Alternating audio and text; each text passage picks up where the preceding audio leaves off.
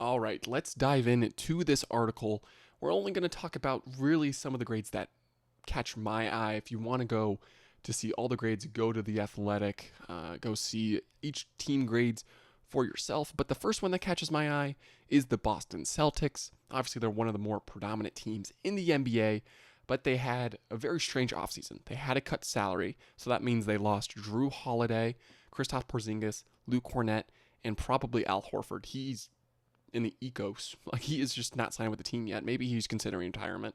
There's been links to him with the Lakers, or of course, but we'll see where he goes. But for right now, they seem to somewhat be in a rebuilding phase. Obviously, with the Jason Tatum injury, that's probably what's going to happen.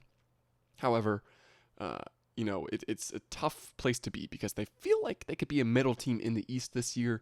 Not too bad, but not too great. And so they're probably not going to have, a lottery pick. So it's going to be interesting to see what other moves that they make. They got Anthony Simons back from the Blazers when they traded Drew Holiday. They didn't have to spend any draft capital in terms of, getting rid of those salaries, which is a great move by Brad Stevens. But they get a C- grade from the Athletic. I think that's a fine grade. Nothing too catchy. Didn't necessarily go too far into the rebuild because they should be back in 2026 with a full competitive team. That's what I expect, at least, as the East kind of gets back into form because it's in a shattered state right now. Speaking of another East team in the Eastern Conference, we have the New York Knicks. They didn't make too many splashy moves this offseason. Got Jordan Clarkson and Gorshan Yabusele. Those aren't any moves to kind of, ignore. It adds to their depth problem, kind of makes that into somewhat of a strength because their bench was a huge problem in the postseason. And so then they signed Mikal Bridges to a long-term extension. And so the Knicks are, in a really good spot, especially with, like I just said, the East kind of being in shambles. They could be the best team in the East heading into next season. It'll be interesting to see what kind of moves they continue to make and also at that All-Star break because that could be a huge wave of moves in the Eastern Conference as each team kind of feels like they have a chance to win that conference. Then another team that got graded that catch my eye was the Chicago Bulls. They were graded with the D plus, the worst grade on this list maybe. And it was because they didn't really do much. They haven't, gone one way or another in terms of going all in or kind of going in full tank mode. And that's kind of where they've been at the last couple of years. They've been very stagnant. They've been around the play-in, and they maybe won a play-in game, but then get smoked in the second one. And they haven't made really any progress in either area. They drafted Noah Essengay with their pick, which a lot of people were surprised at. They didn't really extend anybody. They moved off Lonzo Ball for Isaac Okoro, which was a head-scratching move, not getting any draft assets for him. But Lonzo Ball's been dealing with injury concerns, so who knows where his basketball future lies. So, and if they can somewhat turn Isaac Okoro back into, a rejuvenated player, that could be a huge thing for Chicago as they try to get somewhat of an identity. They still haven't necessarily decided on what Josh Giddey is doing. I think they're kind of playing it right with taking their time with him. They don't want to sign him to too much money because I do think he's a very great offensive player. But what can he show on the defensive side of the ball? That's what kind of got him moved out of OKC. His three-point shot is also a little bit skeptical. So they're taking their time on that deal. So I'm very excited to see what moves the Bulls make to go in either direction. Because the D plus grade I think is totally valid because you haven't done much. You haven't decided where you are. And maybe they're like, the East is open this year. The Bulls aren't going to be one of the premier teams in the East, at least as of right now. Another grade that caught my eye was the Milwaukee Bucks. They were given a B, and I think this is the most controversial grade that you could have in this entire list because they waived and stretched their second best player in Damian Lillard. Now, yes, he tore his left Achilles. He wasn't going to play next season, and they are still in contender mode with a player like Giannis Antetokounmpo. They will always be a contender with Giannis on the roster. And so what they waived and signed him, and they signed Miles Turner. Now, the Miles Turner contract plus now the 20 mil, 25 mil dead cap money, that is the Damian Lillard contract, equivalent to having Dame still on the roster. And so really going at that, extending key players like a Kevin Porter Jr., a Gary Trent Jr., getting Taurean Prince back, which is a low-key signing. He played big minutes for them last year. They got him on a cheap deal. I think they've had a really good offseason with what they could do, right? Miles Turner kind of fills in the hole that Brook Lopez had. He's a much younger player, can stretch the floor when Giannis dominates in the paint. I think that fit will work for the Bucks. It's just a real question mark on terms of the guard position. They got Cole Anthony on a deal. It was kind of like a gift given to them. Now he's coming off a down year in Orlando.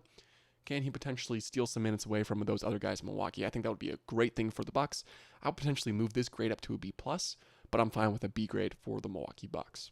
Now you can't talk about grades without talking about the Atlanta Hawks. The Athletic gave them an A grade, and I couldn't agree more. They got players like Nickeil Alexander-Walker, Luke Kennard, Kristaps Porzingis, out of cost of players that didn't necessarily do much for them. Terrence Mann, George Niang, Clint Capella in the 22nd pick in the NBA draft. That is a win. That is absolutely a win. They've rejuvenated their roster a little bit. I believe Trae Young is walking into the final year of his contract. So, are they running it back one more time with this roster and then seeing where they are with Trae Young? You risk losing him for nothing. Apparently right now on Twitter, there's been a lot of skeptical theories about what's happening with Trae Young and the Atlanta Hawks. Could they trade him? That could be a massive move in terms of the whole NBA, and that would be a major step back for the Atlanta Hawks. But as it stands right now, A grade, rejuvenated their roster. They could potentially be fighting for the 4th seed, 5 seed in the Eastern Conference this year. They could be definitely one of the more up-and-coming teams in the East. The Magic were given an A- grade. Obviously, they made one of the bigger moves this offseason in trading for Desmond Bane. They gave up 4 first-round picks and 2 players in that deal. It is very much an all-in move, and I think it was a great move. They kind of filled the hole that Kentavious Caldwell-Pope didn't fill. He had a down year in Orlando. They needed him to, provide some shooting, some veteran leadership, and that just didn't happen. They move off him. They get a young player in Desmond Bane that is potentially even more well-rounded than KCP, a young player to really fill out this young roster that could potentially be the 1st seed in the East next year. I really like this roster. They got new assistant coaches. It really feels like all the things are going right for the Magic, and I agree with this grade because they seem like one of the premier teams in the Eastern Conference.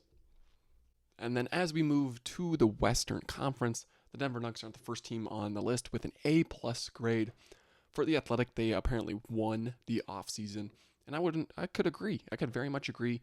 Getting a guy like Cam Johnson for a price of a first-round pick and Michael Porter Jr., I think that's an absolute win of a trade. You get a better player on a cheaper contract. That's really good.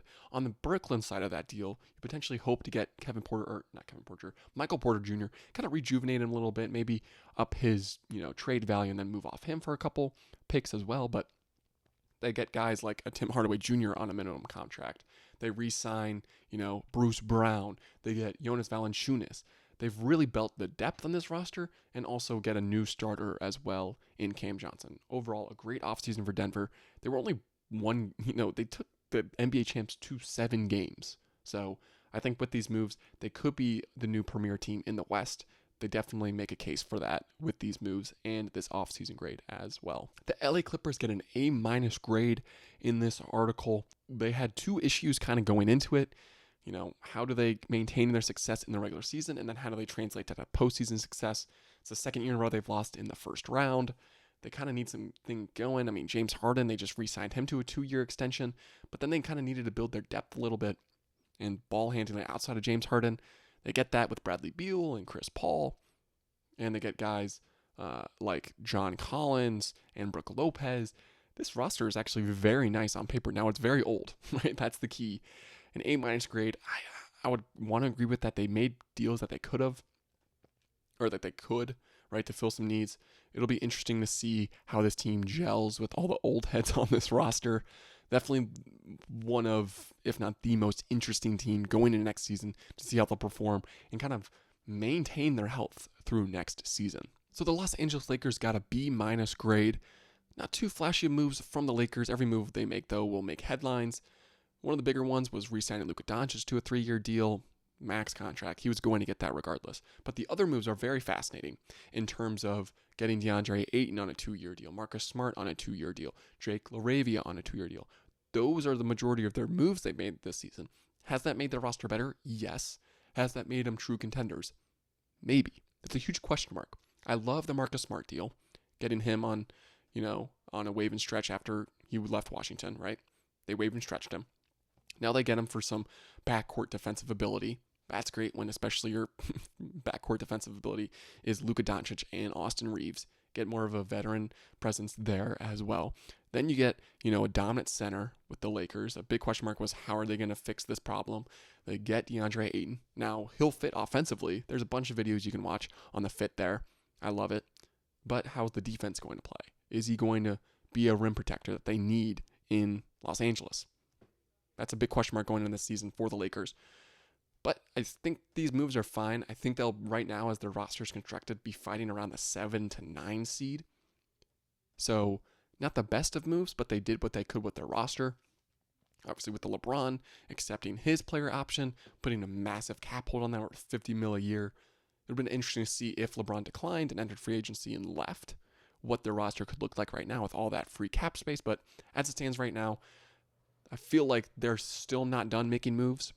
However, this is the grade they got with a B-. I think that's a fair grade to give the Lakers. The Athletic gave the Dallas Mavericks an A grade. Wow. I'm actually shocked by this because ESPN and other news sites give them, a C grade or a B grade because they lucked into Cooper Flag. Well, you still have to consider them getting Cooper Flag. Now, yes, they lucked into him. Wasn't really any of their well-doing to get him, but they got him. And that is a bona fide day one starter and with huge potential. That's one of the best free agent acquisitions or best offseason acquisitions you could have. And they got it. And then they sign a guy like D'Angelo Russell to a 2-year, $11 million deal. Great deal, especially as he's a placeholder for Kyrie Irving to get back. Speaking of Kyrie Irving, he declined his player option, but they re-signed him with a 3-year deal. They re-signed Daniel Gafford.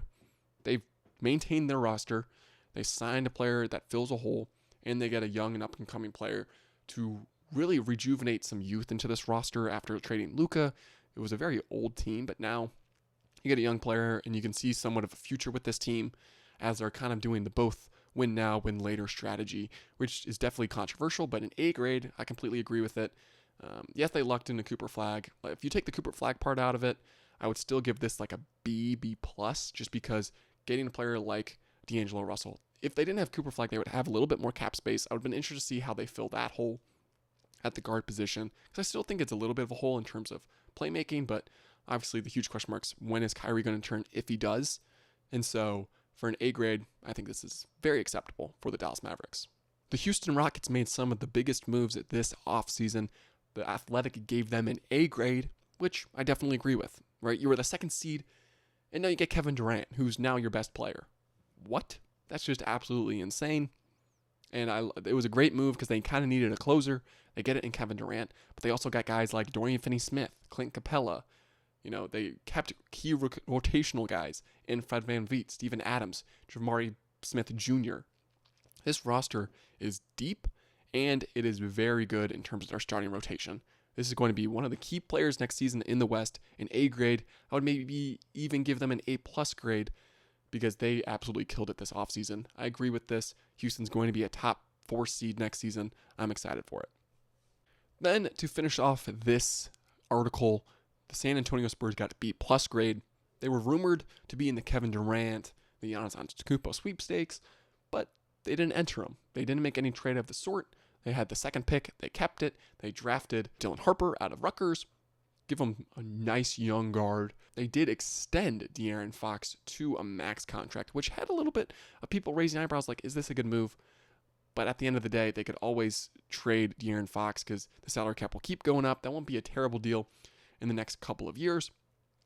And they also got a guy in the draft in Carter Bryant. That's a defensive monster. If you didn't see some really highlights, he is still a massive question mark on the offensive side of the ball. But with how this roster looks at the guard position, but also with Victor Wembanyama, offense isn't necessarily an area he needs to perform in, but he could be a liability, but he makes up for it on the defensive side of the ball. They got in a guy like Luke Cornett to kind of back up Victor when he potentially misses time this season. And so I really like this team. They didn't rush to make any super massive trade, which could have, set them back, especially if it was unsuccessful, because I think the Spurs are in a position to potentially be competing, for years to come. Maybe it's not next season, but it's the season after, and the season after that, and the season after that. So they're at a really nice spot with their roster as a whole. It's young. It's somewhat deep. I think they can still have room to improve, but I don't think they want to hurry this process, especially as Victor Wembanyama, quickly improves. I think they have a year until they really push all the chips in to go all in. So I think B plus grade is absolutely merited here. I would have to agree with it because they didn't rush anything, but they still got better, which unlike other teams like the Bulls can't say that they did, right? Or the Pelicans. I didn't talk about them, but they got a D grade. They had a very questionable offseason. But that's for another time. But that'll do it for this athletic article.